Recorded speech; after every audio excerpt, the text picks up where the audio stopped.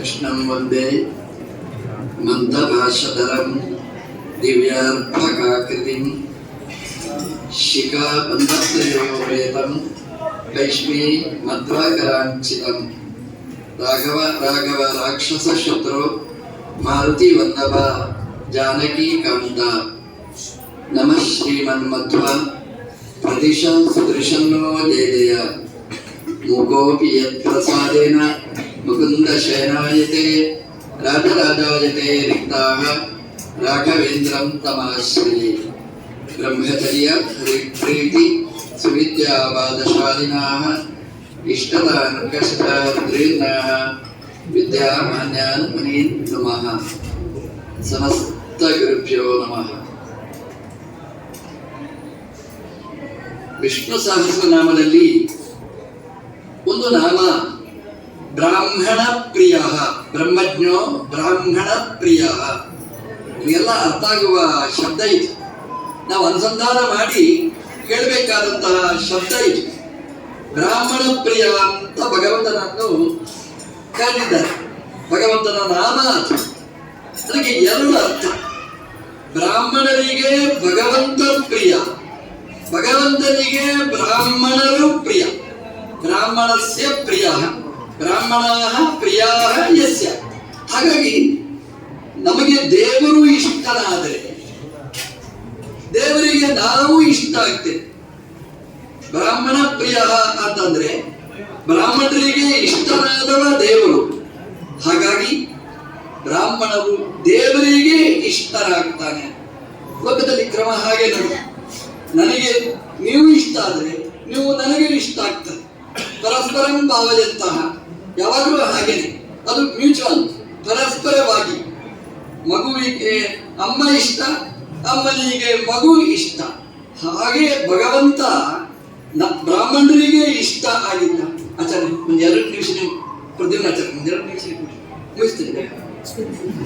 ಬ್ರಾಹ್ಮಣ ಪ್ರಿಯ, ಬ್ರಾಹ್ಮಣರಿಗೆ ಇಷ್ಟನಾದವ ಭಗವಂತ. ದೇವರು ನಮಗೆ ಇಷ್ಟ ಆಗಬೇಕು. ಆಗ ದೇವರಿಗೆ ನಾವು ಇಷ್ಟ ಆಗ್ತೇವೆ. ನೀವು ಪುರಾಣದಲ್ಲಿ ಬೇಕಾದಷ್ಟು ಕಥೆಗಳನ್ನು ನೀವು ಕೇಳ್ತೀರಿ. ಪ್ರಸಿದ್ಧವಾದ ಕಥೆ ಅಂತಂದ್ರೆ ಮುಚುಕುಂದನ ಕಥೆ. ಮುಚುಕುಂದ ತುಂಬಾ ದರಿದ್ರ. ಆ ದರಿದ್ರನಾದರೂ ಕೂಡ, ಹೊರಗಿನ ಎಲ್ಲಾ ದಾರಿದ್ರ್ಯ ಇದ್ರೂ ಕೂಡ ಒಂದು ದಾರಿದ್ರ್ಯ ಇರಲಿಲ್ಲ. ದೇವರಲ್ಲಿ ಭಕ್ತಿಗೆ ಮಾತ್ರ ದಾರಿದ್ರ್ಯ ಇರಲಿಲ್ಲ. ಹಾಗಾಗಿ ದೇವರ ಮೇಲೆ ತುಂಬಾ ಭಕ್ತಿ. ನಮಗೆ ಎಲ್ಲ ಶ್ರೀಮಂತಿಗೆ ಇದೆ, ಒಂದು ಶ್ರೀಮಂತಿಗೆ ಇಲ್ಲ. ಭಗವಂತನ ಭಕ್ತಿಯ ಶ್ರೀಮಂತಿಗೆ ಇಲ್ಲ. ಅದನ್ನು ನಾವು ರೂಢಿಸಿಕೊಳ್ಬೇಕಾದ್ರೆ ಎಲ್ಲ ಶ್ರೀಮಂತಿಗೆಗೆ ಶೋಭೆ ಬರುತ್ತೆ. ಯಾವಾಗ ಅಂತಂದ್ರೆ ದೇವರಲ್ಲಿ ಭಕ್ತಿ ಇದ್ರೆ ಎಲ್ಲ ಸಂಪತ್ತಿಗೂ ಅದೊಂದು ಶೋಭೆ. ನಮ್ಮ ಪ್ರಧಾನಮಂತ್ರಿಗಳಿದ್ದಾರೆ, ಎಲ್ಲ ಸಂಪತ್ತಿದೆ. ಆ ಎಲ್ಲ ಸಂಪತ್ತಿಗಿಂತ ಮಿಗಿಲಾದ ಸಂಪತ್ತು ಅಂತಂದ್ರೆ ದೇವರ ಮೇಲಿರುವ ಭಕ್ತಿ. ಅದು ತುಂಬಾ ಆನಂದಕರವಾಗಿದೆ. ಬ್ರಾಹ್ಮಣರಿಗೆ ಭಗವಂತ ಪ್ರಿಯನಾಗಿ, ಕುಚೇಲನಿಗೆ ಭಗವಂತ ಇಷ್ಟ. ಹಾಗಾಗಿ ದೇವರಿಗೆ ಕುಚೇಲ ಇಷ್ಟನಾದ. ಎಷ್ಟು ಇಷ್ಟ ಆದ ಅಂತಂದ್ರೆ ಅವನ ದಾರಿದ್ರ್ಯಗಳನ್ನೆಲ್ಲ ದೂರ ಮಾಡಿ, ಅಷ್ಟೇ ಅಲ್ಲ 5,000 ವರ್ಷಗಳಾದ್ರೂ ಇವತ್ತು ಆ ಕುಚೇಲನ ಹೆಸರು ನಾವು ಹೇಳ್ತೇವೆ ಅಂತಂದ್ರೆ ಭಗವಂತನಿಗೆ ಕುಚೇಲ ಎಷ್ಟು ಇಷ್ಟ ಆಗಿದ್ದಾನೆ ಅನ್ನೋದನ್ನು ನಾವು ಗಮನಿಸಬೇಕು. ಭಾಗವತ ಕಥೆ ಹೇಳುವಾಗ ಕುಚೇಲನನ್ನು ಡಿಲೀಟ್ ಮಾಡಿ ಕಥೆ ಹೇಳುವ ಕ್ರಮನೇ ಇಲ್ಲ. ಅದು ಬ್ರಾಹ್ಮಣ ಹೇಳಿ, ಒಬ್ಬ ಶೂದ್ರ ಕಥೆ ಹೇಳಿ, ಈ ಕಥೆಯನ್ನು ಹೇಳಲೇಬೇಕು.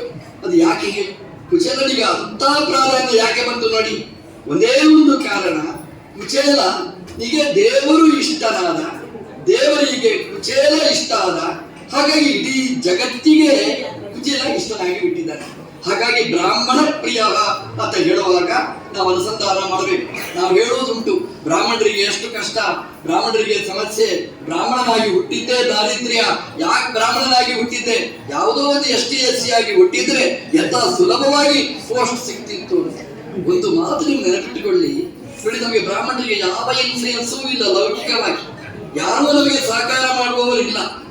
ಆದರೆ ಇವತ್ತು ಎಲ್ಲದರಲ್ಲಿಯೂ ಕೂಡ ಬ್ರಾಹ್ಮಣನ ಪ್ರವೇಶ ಇದೆ ಅಂತಂದ್ರೆ ಭಗವಂತ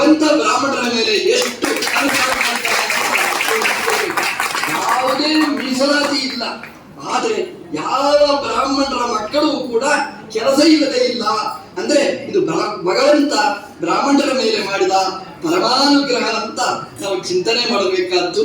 ಬ್ರಾಹ್ಮಣರಿಗೆ ಇಷ್ಟ, ನಮಗೆ ಅದರ ಅರ್ಥ ಏನು ಗೊತ್ತು? ನಾವು ಬ್ರಾಹ್ಮಣ ಅಂತ ನಾವು ಹೇಳಬೇಕಾಗಿದ್ರೆ ಈ ಹೆಸರು ನೆನಪಿಟ್ಟುಕೊಳ್ಳಿ. ನಾವು ಯಾವಾಗ ಬ್ರಾಹ್ಮಣರಾಗ್ತೇವೆ ಅಂತಂದ್ರೆ ದೇವರು ನಮಗೆ ಇಷ್ಟ ಆಗಬೇಕು, ಅವಾಗ ನಾವು ಬ್ರಾಹ್ಮಣರಾಗುವುದು ಯುಕ್ತ ಆಗ್ತದೆ. ಬ್ರಾಹ್ಮಣ ಅಂತಂದ್ರೆ ಬ್ರಹ್ಮ ಜ್ಞಾನೇನ ಬ್ರಾಹ್ಮಣ, ಬ್ರಹ್ಮ ಅಣತೀತಿ ಬ್ರಾಹ್ಮಣ, ಭಗವಂತನನ್ನು ತಿಳ್ಕೊಂಡವ. ದೇವರನ್ನು ತಿಳ್ಕೊಂಡಿಲ್ಲ ಅಂತಂದ್ರೆ ಬರೀ ಶಬ್ದ ಮಾತ್ರ ಬ್ರಾಹ್ಮಣ ಶಬ್ದ ಆಗ್ತದೆ. ನಾವು ಅರ್ಥ ಇಲ್ಲದಿದ್ದ ಬ್ರಾಹ್ಮಣರಾಗಬಾರದು, ಅರ್ಥ ಇರುವ ಬ್ರಾಹ್ಮಣರಾಗಬೇಕು. ನೋಡಿ, ಕುಚೇಲ ದಾರಿದ್ರ್ಯ ಇತ್ತು, ದೇವರ ಮೇಲೆ ಭಾರೀ ಭಕ್ತಿ ಬಂತು. ನಮಗೂ ಭಕ್ತಿ ಬರ್ತದೆ ಯಾವಾಗ ಉದ್ಯೋಗ ಇಲ್ಲ, ಸಂಬಳ ಬರಲಿಲ್ಲ, ದೇವರ ಭಕ್ತಿ ಬರ್ತದೆ ನಮಗೆ.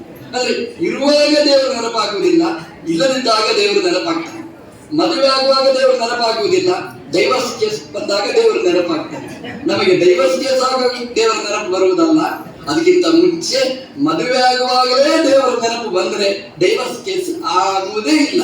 ಹಾಗಾಗಿ ಭಗವಂತನಲ್ಲಿ ಭಕ್ತಿಯನ್ನು ನಾವು ಸಂಪಾದನೆ ಮಾಡಬೇಕಾದ್ದು. ಹೇಳಬಾರದು ಗೊತ್ತಿಲ್ಲ ನನಗೆ. ನೋಡಿ, ಇವತ್ತು ಪ್ರಧಾನಮಂತ್ರಿಗಳಿದ್ದಾರೆ, ಅವರು ಮೂಲತಃ ಬಂದದ್ದು ರಾಷ್ಟ್ರೀಯ ಸ್ವಯಂ ಸೇವಕ ಸಂಘದಿಂದ. ಅದರ ಮೂಲ ಸ್ಥಾಪಕರು ಹೆಗ್ಡೆವಾಲ್, ಒಬ್ಬರು ಬ್ರಾಹ್ಮಣರು, ಒಬ್ಬರು ಗಾಯತ್ರಿ ಮಾಡುವರು. ಇವತ್ತು ಆ ಗಾಯತ್ರಿ ಜಪ ಮಾಡಿದ ಮೂಲದಿಂದ ಬಂದ ಒಬ್ಬನಿಗೆ ಪ್ರಧಾನಮಂತ್ರಿ ಸ್ಥಾನ ಅಂತಂದ್ರೆ ಅದು ಗಾಯತ್ರಿಯೇ. ಮನಸ್ಸಲ್ಲಿ ಇಟ್ಟುಕೊಂಡ್ರೆ ಇವತ್ತು ಇಲ್ಲಿಯೂ ನಿಲ್ಲಬಾರ್ದು, ಇದು ಮುಂದುವರಿಬೇಕು ಅಂತಾದ್ರೆ ದೇವರನ್ನು ಬ್ರಾಹ್ಮಣ ಪ್ರಿಯ ಅಂತ ದಿನಾ ನಾವು 10 ಬಾರಿ ಉಪಾಸನೆ ಮಾಡಿದ್ರೆ, ಬ್ರಾಹ್ಮಣರ ಮೇಲೆ ಭಗವಂತ ಅನುಗ್ರಹ ಮಾಡಿದ್ರೆ ಇಡೀ ಜಗತ್ತಿಗೆ ಭಾರತವೇ ಗುರುವಾಗುವುದರಲ್ಲಿ ಸಂದೇಹ ಇಲ್ಲ. ಇವತ್ತು ವಾರ್ಷಿಕೋತ್ಸವದ ವೈಭವದಲ್ಲಿ ಶ್ರೀನಿವಾಸನಿಗೆ ಭಾರೀ ಅಭಿಷೇಕಗಳು ನಡೆದಿದೆ. ಪ್ರೀತಿಯಿಂದ ಭಕ್ತಿಯಿಂದ ಅದಕ್ಕೆ ಹಾಲು, ಮೊಸರು, ಎಲ್ಲ ತುಪ್ಪ ಎಲ್ಲ ಅಭಿಷೇಕ ಆಗಿದೆ. ಅದರೊಟ್ಟಿಗೆ ಹಣ್ಣು ಹಂಪಲು ಅದೆಷ್ಟು ಎಲ್ಲ ಅಭಿಷೇಕ ನಡೆದಿದೆ. ನನಗೆ ಅನಿಸ್ತದೆ, ಈ ಊರಿಗೆ ಶಾಕಂಬರಿಯಿಂದ ಯಾಕೆ ಹೆಸರು ಅಂತಂದ್ರೆ ಶ್ರೀನಿವಾಸನಿಗೆ ಈ ಶಾಖಾಭಿಷೇಕ ಮಾಡಿದ್ದಕ್ಕೆ ಶಾಕಂಬರಿ ಅನ್ನೋ ಹೆಸರು ಸಾರ್ಥಕವಾಗಿದೆ. ದೇವರಿಗೆ ಅಷ್ಟು ಅಭಿಷೇಕ ಮಾಡಿದ್ವಿ. ನಮಗೆ ಬುದ್ಧಿ ತಲೆ ಕೊಟ್ಟದೆ ಆವಾಗ ದೇವರಿಗೆ ಇಷ್ಟು ಮಾಡಬೇಕಾ, ಸುಮ್ಮನೆ ಹಾಲು ಅಭಿಷೇಕ, ಸುಮ್ಮನೆ ಆ ಎಲ್ಲಾ ಅಭಿಷೇಕ ದೇವರಿಗೆ ಡೆಡ್ ಇನ್ವೆಸ್ಟ್ಮೆಂಟ್ ಅಂತ ನಮಗೆ ಅನಿಸುವುದುಂಟು. ಆದರೆ ದೇವರು ನೋಡಿ ತುಂಬಾ ಜಾಗರೂಕನಾಗಿರುವವ. ನಮ್ಮ ಲೆಕ್ಕ ಅಂದ್ರೆ ಲೆಕ್ಕಾಚಾರ ದೇವರು. ನಾವು ದೇವರಿಗೆ ಎಷ್ಟು ಕೊಟ್ಟಿರ್ತೇವೆ ಅದಕ್ಕೆ ಸರಿಯಾಗಿ ನಮಗೆ ವಾಪಸ್ ಕೊಡ್ತಾನೆ. ನೀವು ಅಷ್ಟು ಅಭಿಷೇಕ ಮಾಡಿದಿರಿ, ಅಷ್ಟನ್ನು ಕೂಡ ಪಂಚಾಮೃತ ಮಾಡಿ ನಿಮ್ಗೆ ವಾಪಸ್ ಕೊಡ್ತಾನೆ ಅಂತಂದ್ರೆ ಅಲ್ಲ. ನಾನು ಸುಮ್ಮನೆ ಹೇಳಿದೆ ಅಷ್ಟೇ. ದೇವರಿಗೆ ಏನು ಕೊಡ್ತೇವೆ ಭಕ್ತಿಯಿಂದ ದೇವರು ಅದಕ್ಕೆ ಇಮ್ಮಡಿಯಾಗಿ ಸಹಸ್ರ ಮಡಿಯಾಗಿ ನಮಗೆ ವಾಪಸ್ ಕೊಡ್ತಾನೆ. ಅದಕ್ಕೆ ಉದಾಹರಣೆ ಈ ಶಾಕಂಬರಿ ಮಠ.